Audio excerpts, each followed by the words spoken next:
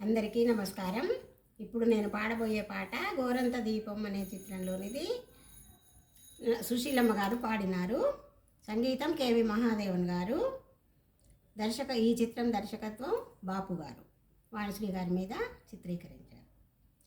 రాయినైనా కాకపోతిని రామ పాదము సోకగా, బోయనైనా కాకపోతిని పుణ్య చరితము పాడగా, రాయినైనా కాకపోతిని రామ పాదము సోకగా, బోయనైనా కాకపోతిని పుణ్య చరితము పాడగా,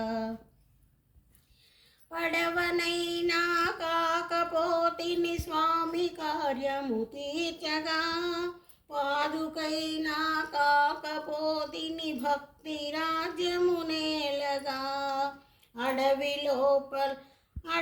లోపల పక్షినైతే అతివసీతను కాచనా, అందువలన రామచంద్రుని అమిత కరుణను నోచనా, అడవి లోపల పక్షినైతే అతివసీతను కాంచనా, అందువలన రామచంద్రుని అమిత కరుణను నోచనా, కడలిగట్టున ఉడతనైతే ఉడత సాయము చేయనా, కాలమెల్లా రామభద్రుని వేలి గురుతులు మోయనా, రాయినైనా కాకపోతిని రామ పాదము సోకగా, బోయనైనా కాకపోతిని పుణ్య చరితము పాడగా,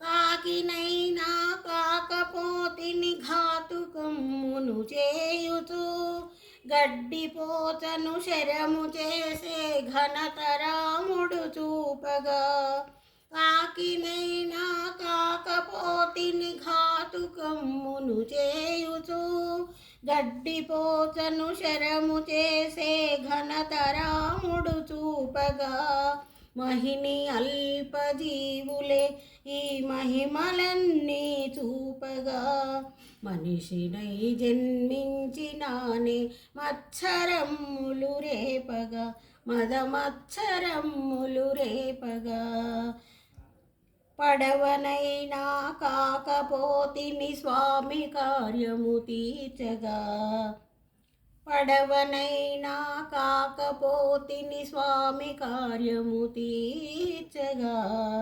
పాదుకైనా కాకపోతిని భక్తి రాజ్యము నేలగా, రాయినైనా కాకపోతిని రామ పాదము సోకగా, బోయనైనా కాకపోతిని పుణ్య చరితము పాడగా.